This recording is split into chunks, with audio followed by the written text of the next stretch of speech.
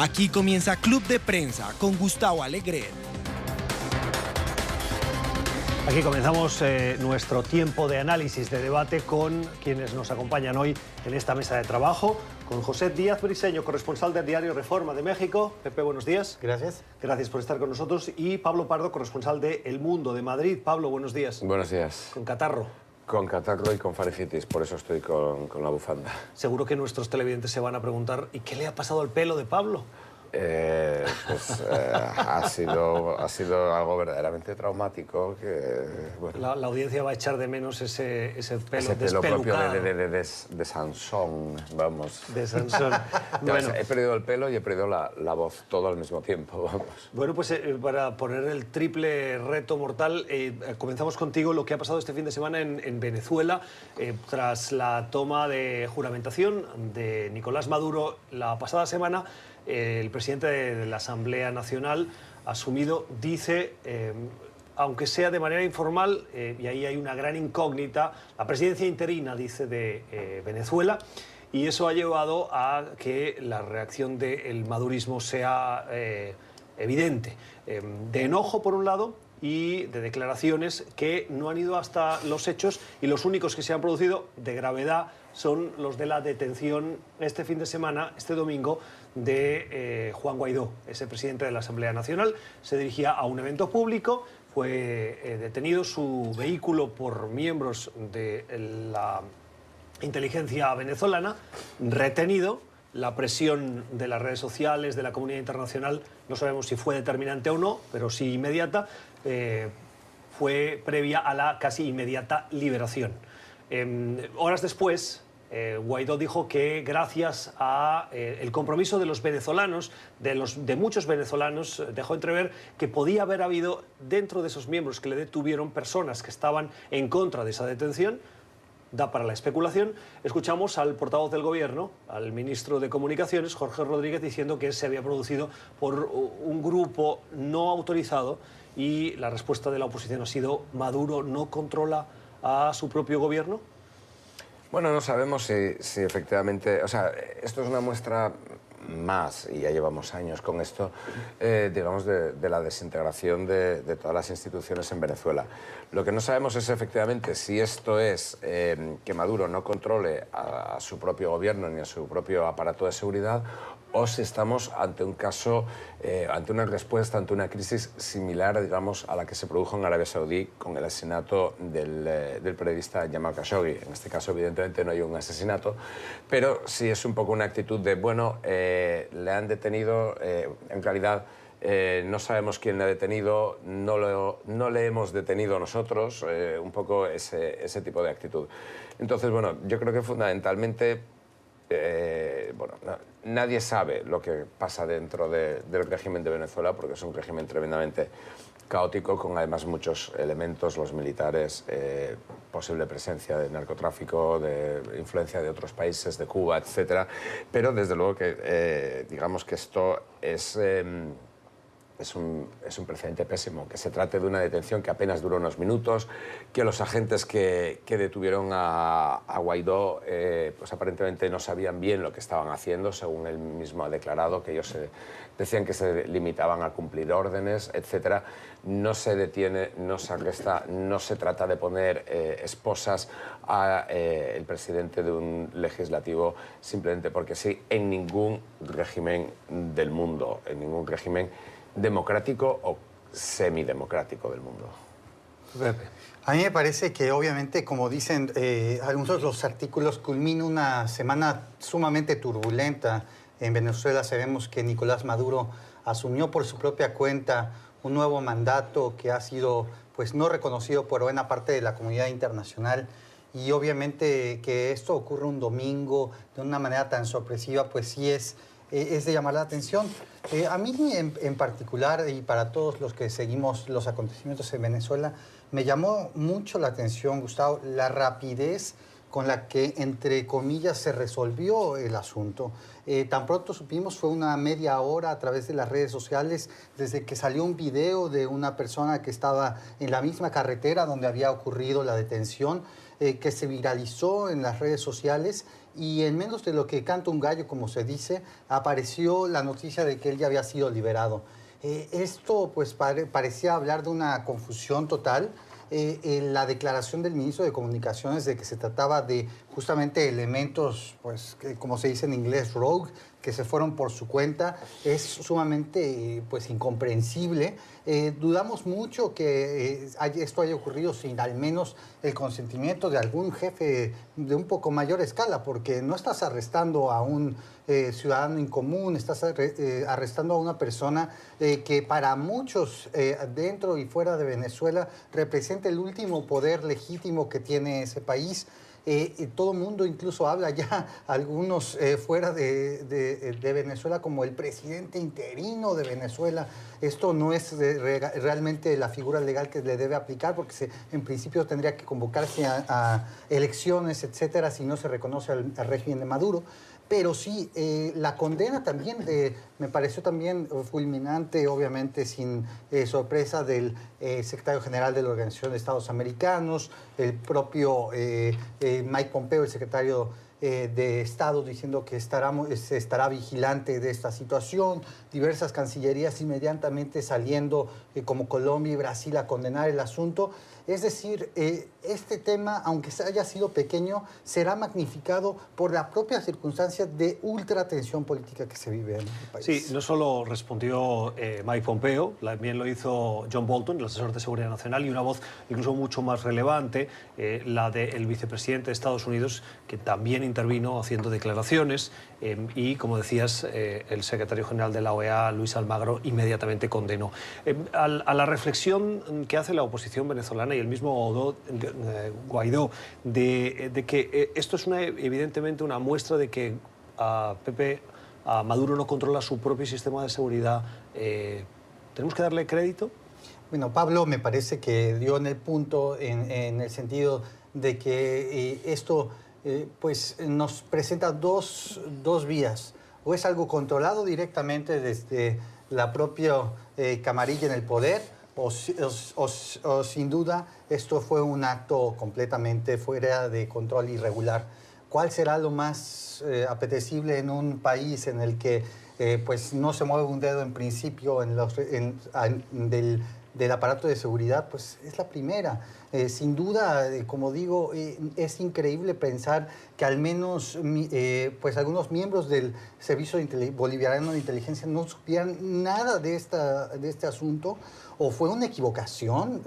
¿Habría otra persona cerca que buscaban detener? Hay quienes dicen que no hay coincidencias. Y si vemos las imágenes difundidas por las redes sociales, uno se da cuenta que eso pasa en medio de una autopista. Es decir, para identificar a alguien dentro de un vehículo, que además tenía los cristales oscuros, por lo tanto es muy difícil desde la distancia. O sea, o la inteligencia sabía que estaba allí y por lo tanto tenían otros recursos más que el equipo presente, o hay algo que no cuadra en este puzzle. Sí, también hay que entender la situación que vive la oposición venezolana ante este clima de hostigamiento, de cerrazón, de bloqueo. Es obvio que cualquier evento de este tipo será, no quiero decir magnificado, pero sí realzado de una potencia sumamente alta para intentar llamar la atención de la crisis que vive el pueblo. Entonces, y los poderes propios de la República. Entonces, obvio, en las redes sociales se encuentran dos posiciones, encontrar grises es dificilísimo, y es ahí donde pues quizá la diplomacia funcione, pero Maduro ha pues rechazado cualquier tipo de apertura. Maduro ha rechazado cualquier tipo de apertura y aparentemente en este caso también está rechazando cualquier tipo de responsabilidad. Es decir, la posición del gobierno venezolano es también muy llamativa. Es decir, porque incluso aunque se tratara de algún tipo, digamos que se tratara de un error, el gobierno venezolano puede decir, bueno, vamos a abrir una investigación, que yo sepa no lo ha hecho, que yo sepa no ha habido ningún tipo de información o de noticia que diga, bueno, efectivamente se trató de una equivocación, no tenía por qué haberse producido este arresto, vamos a abrir una investigación para saber por qué se produjo esta equivocación, porque es una equivocación seria, o sea, no es que estén... No sé si se ha producido la investigación o la apertura de investigación, pero las palabras del vicepresidente de Comunicaciones, Jorge Rodríguez, dicen que se produjo un control irregular, textualmente, y que los agentes del Servicio de Inteligencia actuaron abro comillas, de manera unilateral, y que estos funcionarios que se prestaron para que se instalara ese show contra el desarrollo de los de la detención, etcétera, dice que van a sufrir sanciones. No sé si hasta su cese, pero en cualquier caso esa es la respuesta oficial. Sí, pero sería bueno saber por qué se equivocaron, o sea, un poco una investigación pública para saber qué pasó. Si efectivamente fue que unos agentes, es también llamativo que unos agentes de inteligencia puedan arrestar al que es de facto líder de la oposición, aparentemente sin ningún motivo. Vamos a cambiar de asunto. Si les digo huachicol, ¿a ustedes les suena de algo? A los mexicanos sí, es esa práctica del contrabando de gasolina que ha llevado al gobierno de Andrés Manuel López Obrador a tomar cartas en el asunto, dice, para poner orden, para evitar que este tipo de práctica siga pasando, no solo porque tiene riesgos para la seguridad, sino porque además tiene un impacto altísimo en las cuentas, no solo de Pemex, de la petrolera venezolana, sino de las cuentas mexicanas. Pero Pepe, parece que le está saliendo el tiro por la culata a Andrés Manuel López Obrador porque su intento de poner orden y de acabar con esta práctica está generando un altísimo rechazo. ¿Va a conseguirlo? Bueno, es un tema que tiene muchas aristas y me parece que vale la pena, como dice el carnicero, tomarlo por pedazos, ¿no? Yo estuve en México en estas vacaciones de fin de año y me tocó estar en la ciudad de Morelia, una ciudad en el centro de México, colonial, muy bella para visitar. Y lo primero que nos dijo un amigo al llegar fue: carguen gasolina antes de entrar a la ciudad porque no hay nada. Entonces, esto de entrada no estaba todavía en los medios, me pareció sumamente sorprendente, y que una ciudad que es una de las capitales del occidente de México no contara con suministro de combustible y que la gente estuviera esperando para movilizarse, pues llamó mucho la atención. De pronto, unos días, 4 días después, apareció en la prensa más de la Ciudad de México, porque justamente empezó a tocar el área metropolitana de la Ciudad de México. Como en todos los países, desgraciadamente, cuando la capital empieza a sufrir, es cuando realmente la prensa pone atención, desgraciadamente, muchas veces a la situación, y eso fue lo que ocurrió. Es la primera gran sorpresa del año para el gobierno de Andrés Manuel López Obrador. Algunos ya hablan de un error de enero, porque creo que todas las personas de bien en México en general estamos de acuerdo en que combatir el robo de combustible es una necesidad urgente, pensando de que tan solo este año que terminó había más de 12,000 tomas ilegales alrededor del país, succionando directamente combustible de los ductos y ofreciéndolo a cantidades menores y promoviendo todo tipo de actividades ilícitas alrededor de ellos. Todos los mexicanos de bien estamos de acuerdo en que se combata. El problema fue la instrumentación de justamente un combate del cierre de ductos, como le llama el presidente López Obrador, y la transmisión ahora de los combustibles vía pipas, carros tanque, para evitar justamente la succión de los ductos. Y es justamente el no haber estado preparado, lo que algunos analistas creen, con reservas suficientes en los distintos depósitos regionales de gasolinas, lo que provocó justamente esta combinación letal de la falta de abasto de combustible. Y es justamente ahí donde el gobierno de López Obrador está fallando en la instrumentación en un área que ellos consideran es suprema del gobierno y representativamente emblemática también de la nación. Como sabemos, Petróleos Mexicanos fue por décadas la empresa emblemática del Estado mexicano. Se vivió muchas generaciones de la riqueza de Petróleos Mexicanos, ha caído en decadencia, y en este momento justamente la falta de mantenimiento, la falta de depósitos adecuados, la falta de inversión, la falta de yacimientos existentes reales la tiene sumida en una depresión. El presidente López Obrador, que es un orgulloso nacionalista, ve en el rescate de Pemex como una misión central de su gobierno, pero cuando la propia empresa no puede gestionar una crisis que termine en un desabaste, que no sabemos cuándo termine, pues es un rotundo fracaso de un tema emblemático. Alguien podría decir, oiga, es al principio de las presidencias cuando uno tiene que quemar capital político, y si realmente el cálculo de Andrés Manuel López Obrador es ahora enfrento esas protestas y ese rechazo por culpa de estas medidas que van a afectar a muchos que se aprovechan de una situación irregular, a la larga será beneficioso. Sí, muchos piensan que justamente es este tipo de grandes problemas que afectan a México los que en donde debería gastar capital político. Esto ha sido mencionado bien en la prensa mexicana también, pero el tema aquí es que es además un problema, un crimen que toca a la propia esencia de la ética pública de los ciudadanos, porque corrompe el más sentido, el corazón de los ciudadanos al comportarse frente al Estado, porque ese huachicol, ¿a quién se vende? No se queda en las manos de los criminales, va a los propios pobladores que se benefician de esa actividad ilícita. Sí, yo creo que es una cosa muy interesante, porque Pemex es, digamos, como uno de los ejes de la contrarreforma de López Obrador, es decir, no abrir el sector petrolero, etcétera. Para ello, evidentemente, si quieres tener un Pemex potente, necesitas acabar con todo tipo de corrupción, todo tipo de mal manejo de la empresa, que ha sido prácticamente la constante de Pemex desde que existe y sobre todo desde los grandes descubrimientos de petróleo de los años 60 y 70. Pero claro, para hacer esto tienes que organizarlo. Y parece que es aquí donde ha fallado la organización. Es decir, al cerrar los ductos, los oleoductos, no había aparentemente un sistema alternativo de transporte por carretera efectivo y eficaz. Entonces, esto pues bueno, plantea muchos problemas, en primer lugar, a la gente, pero también, digamos que cuestiona todo el funcionamiento o toda la estrategia del gobierno de López Obrador. Es decir, vamos a combatir la corrupción, vamos a, digamos, hacer más eficiente una empresa que es cualquier cosa menos eficiente, que es casi un Estado dentro del Estado, pero que ¿cómo lo vamos a hacer? ¿Vamos a pensar en las consecuencias? ¿No vamos a pensar en las consecuencias? Etcétera, etcétera. Esto también incluso para las empresas extranjeras que están operando en México, a todos los niveles, no solamente las de energía, las pocas de energía que hay, sino también de otro tipo, también les crea una inseguridad, no necesariamente jurídica, pero sí de funcionamiento considerable. Es decir, si nos van a cerrar de pronto una tubería por la que nos llega el combustible, bueno, esto puede afectar a nuestras operaciones. Es un problema muy serio, ¿no? Entonces yo creo que esto es, pues bueno, un poco como en el caso también del aeropuerto de la Ciudad de México, ¿no? Es decir, parece que las decisiones se ponen en práctica de una manera un poco precipitada, un poco tal vez sin tener en consideración todas sus posibles consecuencias.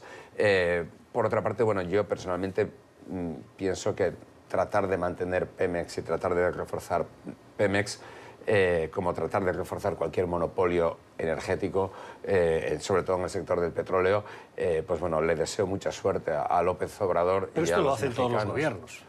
No monopolios energéticos, es decir... No sé, España podría ser también un ejemplo en el que el gobierno tiene la última decisión frente a posibles compras de empresas extranjeras, y ha pasado en Francia, ha pasado en Italia. Sí, sí que tiene la última palabra, pero no hay un monopolio. Es decir, en España no hay una empresa que además simboliza al país que sea la que se encargue de distribuir energía o de distribuir petróleo. Es decir, en España hay varias. Está BP, evidentemente la mayor es Repsol, española, cuenta, digamos, con el favoritismo del gobierno español, ha sido objeto de todo tipo de cambalaches políticos. Cuando el gobierno de Zapatero necesitaba el apoyo de los nacionalistas catalanes, le dio más o menos el control de Repsol a los nacionalistas catalanes, etcétera. Siempre ha sido una empresa muy politizada. Eso nadie lo niega. En Estados Unidos el poder de las petroleras, el poder de las empresas de carbón es gigantesco.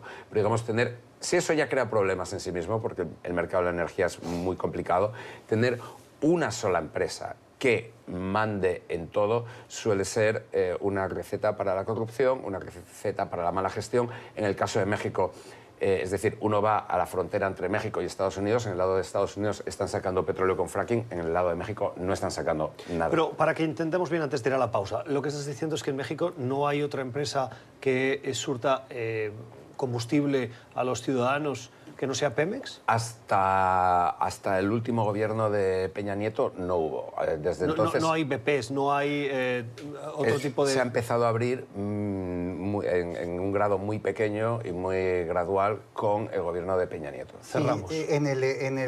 La distribución de gasolinas, el total de establecimientos que hay, 95% son de Pemex y 5% de las nuevas empresas que han intentado importar combustible por sus propios medios.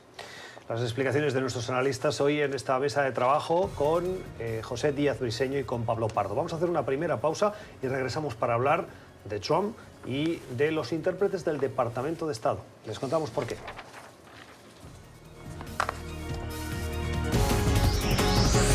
Ya regresamos con Club de Prensa.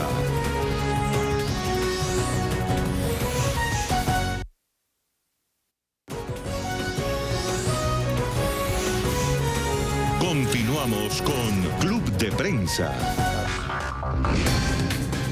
Nuevo capítulo en la trama rusa, al menos podríamos decir que es colateral. O no, eso lo dirán los investigadores, pero miren, lo que ha pasado en las últimas horas es que diversos rotativos estadounidenses dan cuenta de lo siguiente. Por un lado, que el FBI en el año 2017 investigó si Trump trabajaba para Rusia. Sí, literal, lo dice el New York Times. Y el Washington Post añadió, para echarle más interés al asunto, que en algunas reuniones que Donald Trump ha mantenido con Vladimir Putin, por ejemplo, la de Hannover del 2017, en el marco de una cumbre del G20, al final de la reunión, a la que siempre el presidente de Estados Unidos está acompañado de traductores, oficiales o intérpretes del Departamento de Estado, que bajo juramento acompañan a los presidentes y guardan silencio, toman notas. Pues bien, el presidente le pidió esas notas al intérprete para que no fueran compartidas, como es habitual, con otros miembros de la alta administración del gobierno. Esas notas luego pasan a archivos oficiales clasificados y a lo largo de los años se van desclasificando, lo cual permite a los historiadores y a los ciudadanos conocer detalles de la época relativamente reciente de Estados Unidos. Eso ha pasado a la oscuridad absoluta. No sabremos de qué se conversó, de qué se habló en esos encuentros, porque el mandatario pidió esas notas para que no fueran compartidas, dejando a oscuras, como dirían en la traducción literal del inglés, a los altos funcionarios que habitualmente sí están informados de esas conversaciones. Pablo. Bueno, a mí me parece muy grave, casi me parece un poco de película de los hermanos Marx, es decir, el presidente de Estados Unidos pidiéndole al traductor o a la traductora las notas y rompiéndolas o quedándoselas o lo que fuera, pero me parece extremadamente grave. Y también lo que me parece extremadamente grave es, yo creo que hay que decirlo, es el papel tanto de la élite política, económica y cultural de Estados Unidos como del Partido Republicano. Es decir, estas son acusaciones muy graves, es decir, que el FBI haya investigado al presidente de Estados Unidos por ser un posible activo ruso, que el presidente de Estados Unidos haga estas cosas, que el presidente de Estados Unidos hace unas semanas defendiera la invasión soviética de Afganistán, que fue uno de los momentos claves de la Guerra Fría, fue una agresión de la Unión Soviética a Afganistán, que además las explicaciones dadas por Donald Trump para justificarla son absolutamente mentira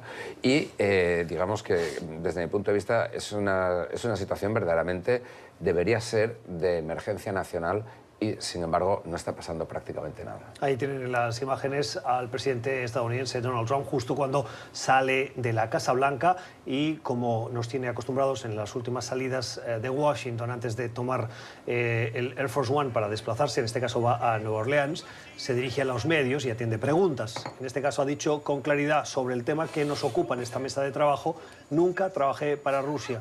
Nunca trabajó para Rusia, Pepe. Sí, esto después de que en una entrevista con, si se le puede llamar así, con la juez Jeanine Pirro, evadió la pregunta en la cadena Fox. Conocemos que la juez Pirro es básicamente una porrista, una apoyadora total del presidente Trump, y pues le preguntó: presidente, ¿usted trabajó para Rusia? Y él se dio la vuelta tocando otros temas y claramente ahora quiere poner sobre la mesa que eso no ha sido el caso. El tema es de llamar la atención las implicaciones que tiene esto son tremendas. Yo me pregunto, ¿existirán todavía esas notas? ¿Las tendrá el presidente Trump en su recámara, escondiditas en su archivero? O como bien dice Pablo, las rompió y las tiró, las incineró. ¿Las tendrá Ivanka? ¿Quién las tendrá? Entonces, yo me pregunto, ¿que será que alguien ya comenzó una petición de transparencia a través de la Ley de Acceso a la Información de esas notas? Seguramente no las conoceremos, aunque sigan existiendo hasta dentro de 30 o 40 años, y en una de esas sabremos pues la verdad. Y sin embargo, todo esto podría ocurrir de manera más pronta, el conocer qué ha ocurrido en estas reuniones, si avanza una investigación de juicio político contra el presidente, porque justamente el Congreso pudiera pedir cualquier tipo de documentos que pudieran añadir a justamente esta sombra de duda del presidente Trump. Y sin embargo, eso todavía está en veremos. El señor Mueller sigue en su investigación, todavía no sabemos si será remitido cualquier informe al Congreso y qué tipo de acción pudieran tomar. Y ahora, el tema también de que pudo haber sido investigado, perdón, que fue investigado en una operación de contrainteligencia para hacerse un activo, es sumamente, pues, también una novela de Tom Clancy, de cualquier tipo de espías. Uno hablaba de Manchurian Candidate, una famosa novela de la Guerra Fría, pues alguien decía que Trump podía hacer algo similar a ello, en el que una agencia extranjera toma control del país a través del propio presidente al presentar un candidato controlado por ellos. Bueno, esto ya no puede ser, ya no es una posibilidad remota, pudiera ser. A un nivel más institucional, toda esta crisis de Donald Trump yo creo que también cuestiona el sistema institucional de Estados Unidos, sí. Del cual ellos están tan orgullosos, digamos, el sistema de contrapesos, de checks and balances, como lo llaman ellos, porque sí que está dejando claro que el presidente tiene, en parte por la dejación del Congreso, en parte por el sistema institucional, muchísimo poder para hacer muchísimas cosas y no dar explicaciones a nadie. Pero, Pablo, ¿qué más podría hacer? Porque la investigación de Mueller no ha concluido, no sabemos el informe final que incluye. Sí. Y lo que sí hemos podido ver es que Mueller avanza, a pesar de la oposición de la Casa Blanca, en esas pesquisas que han revelado ya más de una decena de implicados, acusados y autoinculpados en cuestiones de profunda gravedad. Sí, pero desde luego lo que es llamativo, por ejemplo, es que el presidente de Estados Unidos sea, digamos, el propietario de las notas en una reunión de jefes de Estado en el cual él está representando a Estados Unidos. Es decir, por ejemplo, a mí eso es una cosa que me llama la atención, es decir, que tenga potestad para hacer eso. Que el presidente de Estados Unidos... Bueno, ¿qué hace un intérprete cuando después de asistir a la reunión en la que solo hay 3 personas, o 4 probablemente, porque Putin debe traer su propio intérprete, como dice el buen hacer de la diplomacia? Pero en cualquier caso, ellos dos hablan y antes de que acabe la reunión están a punto de salir y el presidente le dice, perdona, dame las notas. Sí, por ejemplo, ¿Qué hace la intérprete? No. ¿Le dice no al presidente de Estados Unidos? No, pero el hecho de que no haya reglas a ese respecto, es decir, el hecho de que el presidente tenga, digamos, la potestad para hacer eso. Es decir, es una tendencia que en Estados Unidos ya lleva mucho tiempo sucediendo. Es decir, si el presidente dice que no es tortura, no es tortura. Y esto no es algo que tenga que ver con Donald Trump, viene de la administración de George Bush. Es decir, bueno, entonces el presidente es Dios. Básicamente, el presidente puede decir o hacer prácticamente lo que quiera. Entonces, yo creo que hay que tener unas reglas del juego mucho más claras y mucho más definidas. Pepe. Sí, a mí me parece que Pablo está en lo correcto, porque si bien conocemos que Estados Unidos tiene una fortaleza institucional para que el país no se caiga a pedazos, sigue funcionando la Suprema Corte, Mueller sigue actuando, el Congreso existe, pero la indolencia de los partidos ante el abuso presidencial es algo que denota claramente que Estados Unidos no es el paraíso de los contrapesos que nos tienen acostumbrados. Justamente la indolencia de la mayoría republicana en el Senado ante el repetido abuso del presidente de distintas reglas es increíble.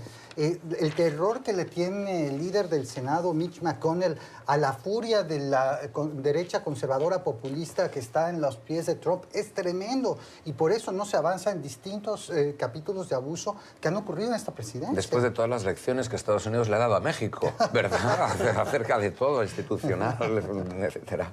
Hablemos de Francia. Parece que el movimiento de los chalecos amarillos no da su brazo a torcer, no ha retrocedido a pesar de los esfuerzos y las cesiones del presidente francés Emmanuel Macron, y quien se está beneficiando de esa constante presencia de protesta en la calle de esos chalecos amarillos es la ultraderecha. Marine Le Pen. ¿Se acuerdan que Marine Le Pen pasó la primera vuelta de las elecciones francesas y se enfrentó a Emmanuel Macron y Macron ganó las presidenciales? Pues bien, ahora Marine Le Pen, que está cambiando el nombre de Frente Nacional a Reagrupamiento Nacional, podría ser la favorita en las elecciones europeas que se van a llevar a cabo en mayo. El populismo y el nacionalismo de izquierda y de derechas en esas protestas la está ganando en la calle Marine Le Pen. Pablo. Sí, bueno, yo creo que las elecciones europeas o el Parlamento Europeo del mes de mayo van a ser bueno, muy interesantes, por falta de un adjetivo mejor, en toda Europa, incluyendo el país del que yo vengo, España, Italia, Francia, Alemania y Gran Bretaña, los grandes países. Y evidentemente en la cuestión de los chalecos amarillos, sí que evidentemente el carácter antisistema del movimiento de los chalecos amarillos favorece indirectamente a Le Pen, y le ha venido bien a Le Pen en un momento en el cual, digamos, estaba su movimiento, el Frente Nacional, estaba en una crisis muy grave, también una crisis en parte familiar, porque el Frente Nacional es un partido familiar hasta cierto punto, de padres, hijas, sobrinas, etcétera. Y le ha venido bien. Ahora bien, otra cosa es que sea capaz de capitalizarlo. Pero en principio, aunque ella ha sido muy cauta con este fenómeno, porque es un fenómeno nuevo, es un fenómeno viral que se ha producido mucho a través de Facebook y en el cual, digamos, es un movimiento muy apolítico y muy anárquico, pero evidentemente a quien más favorece es a los antisistemas. Y en este momento el antisistema por excelencia en Francia es el Frente Nacional. Con lo cual, sería comprensible, sería lógico que Le Pen saliera ganando. Ahora bien, están pasando tantas cosas y tan caóticas y tan inesperadas que de aquí a mayo sabe Dios lo que puede pasar. A lo mejor, no creo que vaya a pasar nada, digamos, favorable a los partidos institucionalizados. Puede a lo mejor venir otro partido populista más exótico o más populista que el Frente Nacional. Sí, a mí me parece que pues realmente, si pensamos en la propia elección del señor Macron, ¿qué pensábamos? Pues la ruptura del sistema político, la aparición de un caballo negro que no tenía que ver con los partidos políticos tradicionales en principio. Y pues lo que nos habla justamente es que todo está en flujo, en un centro que no exactamente se sabe si será polarizado a la izquierda, a la derecha. El nacionalismo pareciera ser la ideología dominante. Pero bien podría ser que aparezca otra figura dentro de Francia y que el Frente Nacional se quede sin justamente este bonus de simpatizantes de lo que sabemos es un malestar al interior de Francia. Yo soy en general enemigo de pensar que los movimientos son parecidos en Italia, en otros países, pero sí es realmente importante destacar que buena parte de esta inconformidad pasa por el fracaso y decepción alrededor del sindicalismo. Eso me parece importante, y que las izquierdas no han sabido cómo hablar desde una intelectualidad muy lejana, una izquierda intelectual, a lo que son las bases sobre las que construyeron pues, la estabilidad después de la Segunda Guerra Mundial justamente en la mayor parte de Europa Occidental. Y justamente me parece que ahí está la magia, ¿no? Cómo conectar con una clase media, baja, que está cada vez más pauperizada, y qué soluciones puede haber en una economía global que no sea el nacionalismo, y en un momento en el que el modelo europeo es cada vez más pues justamente cuestionado. Yo creo que la clave va a ser, como en casi todas estas elecciones, la participación.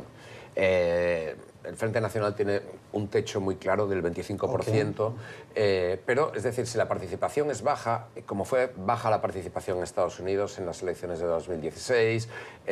y como Brexit, es habitualmente en las participaciones en las europeas. Exactamente, y además en las elecciones europeas, o como ha sido, por ejemplo, en las elecciones regionales andaluzas en España, donde un partido antisistema de ultraderecha, Vox, ha subido muchísimo. Y normalmente, además, en las elecciones europeas, al Parlamento Europeo, en Europa se vota, digamos, como voto de castigo. para fastidiar al que está en el poder. No se suele aplicar mucho el voto útil, lo cual debería, en teoría, favorecer a Le Pen. Interesante. Me llamó la atención el argumento o la explicación que nos dabas, Pepe, ahora al llamar al rol que habían tenido históricamente los sindicatos y lo mezclabas con la intelectualidad de la izquierda. Han fracasado, pero no solo en Europa, también en Estados Unidos. Justamente, ¿no? El voto de Trump en buena parte se explica en algunos lugares, por ejemplo en Michigan, cómo pasaron de votar por Obama en 2012 al presidente Trump. Algunos no piensan que es un voto ideológico en sí mismo o que el Trump los representara. Simplemente querían un voto de castigo y no se sabe exactamente qué tipo de discurso puede volver a atraparlos ante pues, lo que se ve todavía como una pauperización de esa clase blanca trabajadora. Bueno, en el caso, perdón un segundo, en el caso de Francia en concreto, ayuntamientos, los primeros ayuntamientos en los que el Frente Nacional arrasó eran los ayuntamientos donde el Partido Comunista arrasaba. Interesante. Mesa de trabajo con José Díaz Briseño y con Pablo Pardo. Nueva pausa y regresamos para hablar de un candidato demócrata que oficialmente dice aspira a la presidencia de Estados Unidos en el 2020. Ya regresamos.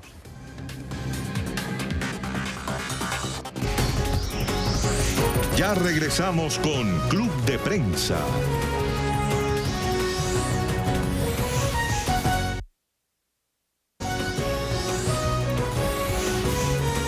Continuamos con Club de Prensa. Seguimos en nuestra mesa de trabajo. Este fin de semana se confirmó oficialmente Julián Castro, que fue secretario de Vivienda con Barack Obama, se lanza a la presidencia de los Estados Unidos. Para lanzarse a la presidencia, el camino es largo y sobre todo costoso. Lo primero que hacen los que se postulan es abrir un comité exploratorio, dicen, para ver qué opciones tienen. Y eso incluye la capacidad de recaudación de fondos, lo que dicen las encuestas, el posible recorrido que tienen, los apoyos que pueden recibir.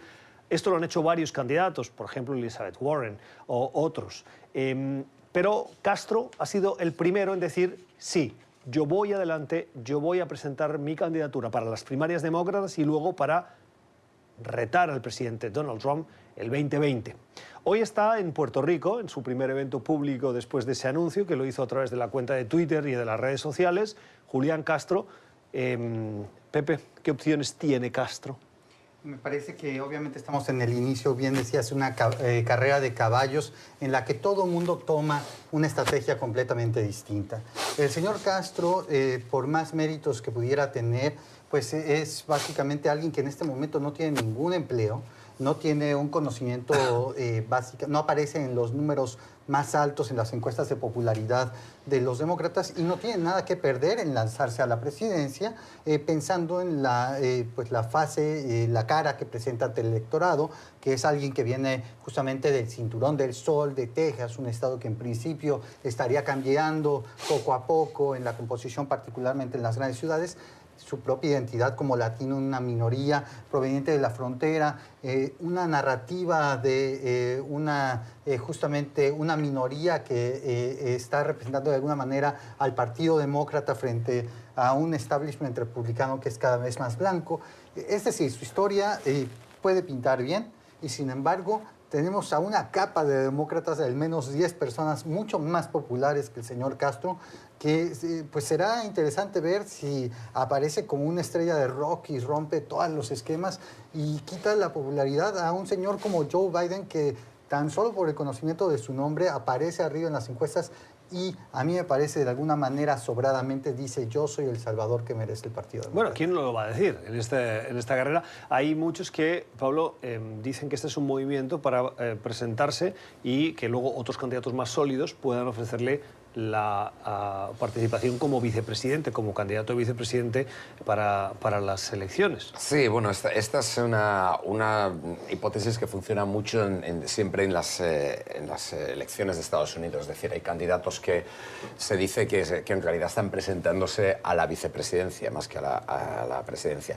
Yo estoy completamente de acuerdo con José. Digamos, creo que la victoria de Donald Trump ha creado en el Partido Demócrata un poco dos líneas de pensamiento. Una, la teoría de que cualquiera puede ser presidente y la otra de que hay que echar a Trump lo antes posible. Entonces creo que vamos a ver una verdadera explosión de candidatos de todo tipo y tamaño y características.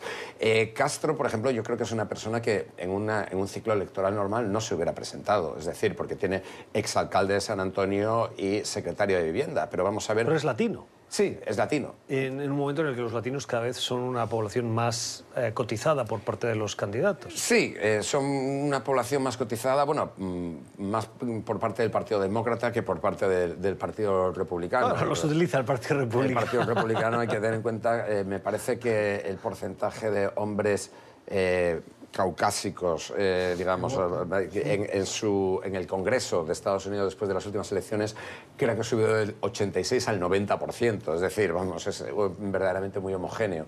Entonces, Castro, yo no sé hasta qué punto, pero es decir, va a haber alcaldes, por ejemplo, el alcalde de Los Ángeles, Garcetti, creo que parece que se va a presentar. El exalcalde de Nueva York, Bloomberg, bueno, el hombre no sabe qué hacer para presentarse.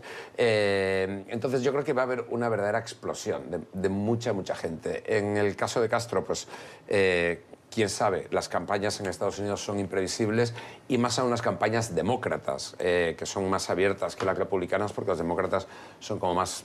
se emocionan más, ¿no? Pero, por ejemplo, en cuestión de latinos, yo creo que hay un nombre también de Texas que, digamos, tiene una trayectoria política muy breve, que es Beto O'Rourke, que tiene más reconocimiento a nivel nacional que Castro. Pero quién sabe lo que puede pasar, desde luego. Creo que también lo que veremos en juego, sin duda, y es una parte que está sin resolverse, es justamente el dilema que se presenta cuando solo existen dos grandes partidos en Estados Unidos, que son básicamente paraguas de una, pues, con una aglomeración de intereses completamente, en algunos casos, disímbola.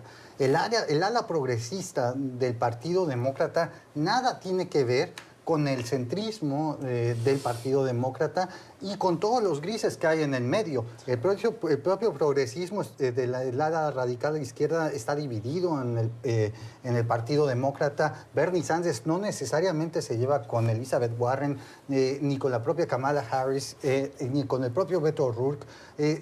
Hay muchos celos y yo creo que un candidato que logre amalgamar y mantenga de alguna manera como una segunda opción menos mala, será el que finalmente salga como vencedor, porque son demasiados intereses y si uno ve lo que está pasando en las noticias recientemente, pareciera que el ala progresista de Alejandro Ocasio-Cortez es la que más fuerza tiene, pero no necesariamente esto se podría reflejar en las encuestas. Claro, varias cuestiones aquí. Alexandria Ocasio-Cortez trabajó para la campaña de Bernie Sanders. El entorno de Bernie Sanders se enfrenta estos días a acusaciones de no haber ordenado bien o tomado las resoluciones pertinentes para una presunta discriminación de mujeres dentro de su propia campaña. Más cuestiones, por ejemplo, el presidente o el expresidente de Estados Unidos, Barack Obama, que es pana, como dirían los venezolanos, o íntimo amigo y a quien respeta y se respetan mutuamente de Joe Biden, ha dicho en las últimas horas que el Partido Demócrata tiene que abrir la puerta a sangre nueva, lo cual se ha interpretado como una cuchillada por la espalda a las aspiraciones de Joe Biden, que precisamente no es que sea el tipo más joven de los candidatos que se tiene que presentar. Muchas cosas moviéndose en el Partido Demócrata. No, y me parece justamente que es correcto, o sea, 44 años tiene Julián Castro, y regresar a tener un hombre blanco como Joe Biden representando un partido que es completamente diverso, mayor de 70 años, regresando a un hijo del baby boom a representar cuando Obama era más joven que él, cuando fue presidente, es desconectarlo completamente de un sector de la base que es el más activo. Es un hombre blanco el que pudiera representar al Partido Demócrata. Algunos dicen tiene que ser alguien de minoría, apoyándolo de otra manera. No se sabe. Lo que pasa es que el análisis ahí, he escuchado varias voces, no una, y además distintas, y de dentro y de fuera del Partido Republicano, que dicen que... del Partido Republicano, que dicen que el candidato o el tándem que más respeto les daría y que más preocupación les genera es Joe Biden con la opción de Beto O'Rourke como vicepresidente, porque ahí cubren diversos francos y no buscan solo la base de la izquierda demócrata, buscan aquel porcentaje de votantes republicanos de centro que están decepcionados con las políticas y el hacer del presidente Donald Trump. Yo creo que aquí se aplica un poco lo que antes comentábamos de Francia. Es decir, el Partido Demócrata tiene muchas variables, pero una de las principales yo creo que es el tipo de electorado al que quiere dirigirse. Entonces, digamos, el Partido Demócrata tiene una escisión muy clara, digamos, entre el electorado tradicional, sindicalizado, que ha perdido, que no es un electorado grande, pero que sí es suficiente para determinar si gana o si pierde las elecciones, y luego, digamos, el nuevo electorado de gente más joven, más urbana, más multirracial, digamos, que le da más prioridad a cuestiones de género, sociales, etcétera, que es la gente más joven. Digamos que para el primer grupo, gente como Biden es perfecta, pero el segundo grupo, pues por ejemplo, gente como Beto, por ejemplo, podría ser perfecto, Kamala Harris, etcétera. El problema es que esos dos grupos se repelen bastante entre sí. Entonces, conseguir la cuadratura del círculo, un poco lo que comentaba antes José refiriéndose a Francia, a la cuestión sindical, es decir, necesitas a alguien que por un lado te atraiga al hipster que se toma su café, no sé cómo, absolutamente espantoso, que no ha visto una fábrica en su vida. Por otro lado, necesitas a un trabajador industrial de toda la vida que no toma café, que solamente toma cerveza, digamos, ¿no? Entonces, conseguir esa coalición es muy complicado. Nuevo paso en nuestro club de prensa de hoy para conversar otras cuestiones a la vuelta. Enseguida regresamos, no se pierdan esta recta final.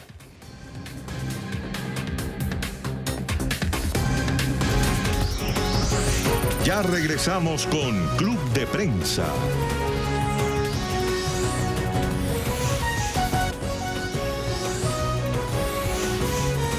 Continuamos con Club de Prensa. Recta final en nuestro club de prensa de hoy para hablar de una detención que se ha producido en Bolivia. Agentes de Interpol, junto a agentes bolivianos e italianos, han detenido a Cesare Battisti, de 64 años. Battisti es un individuo de origen italiano acusado de 4 asesinatos en Italia. Hace ya varias décadas, es ultraizquierdista, huyó de Italia cuando tenía que enfrentar la respuesta de la justicia a esos casos de asesinato y se refugió en Brasil, donde Lula da Silva le ofreció asilo como refugiado político. Pero Bolsonaro levantó casi inmediatamente, tras tomar posesión, esa prerrogativa, esa protección, y Battisti huyó a Bolivia. Lo sorprendente ahora es que en Bolivia, con un gobierno como el de Evo Morales, ha sido detenido y lo ha hecho con la connivencia, con la participación de esos agentes de Interpol, de autoridades bolivianas. Pepe. Sí, hay que decir primero que a lo largo del espectro político italiano, Battisti era considerado un terrorista. Justamente por estas muertes, dos partidos en Italia, que sabemos que es un país fragmentado políticamente, pero igual la derecha populista que gobierna, como la izquierda de partido, han condenado a Battisti como un verdadero criminal. Entonces, sobre eso no había duda. Pero este es un ejemplo de cómo estas historias que parecían terminar en algún momento y se dan por perdidas, siempre no reaparecen al final. Después de 40 años, Battisti en Bolivia es detenido. No sabemos exactamente el papel del gobierno de Evo Morales para no enviarlo a Brasil, donde en algún momento fue protegido, sino enviado directamente a Italia para que sirva, pues lo que uno espera serán últimos 20 años en prisión. Veremos qué ocurre, pero es justamente una muestra de que las historias nunca terminan. Sí, yo creo que es un caso muy interesante. Yo creo que hay que tener en cuenta que en todo el terrorismo de ultraizquierda en Italia, buena parte de él ha sido olvidado y perdonado, y esto es algo que la sociedad italiana no ha perdonado a sus políticos, digamos, la mano blanda con muchos terroristas de ultraizquierda de los años 70 y 80. Y esto ocupa tanto la derecha como la izquierda. Hay gente muy de izquierdas que considera que esta gente eran asesinos y que con las leyes de perdón les fue demasiado bien. Y con esto yo creo que Salvini se nota un tanto políticamente muy bueno. Lo cual, como veíamos en el titular de The Guardian, refuerza esa alianza Bolsonaro-Salvini y de Italia y de Brasil. Hay que terminar aquí, el tiempo apremia, se nos acabó. Les invitamos a que nos sigan mañana en nuestro club de prensa, en nuestra mesa de trabajo con los analistas hoy, que hemos compartido con José Díaz Briseño y con Pablo Pardo. Gracias a ustedes por la generosidad de su tiempo. Que tengan una feliz jornada.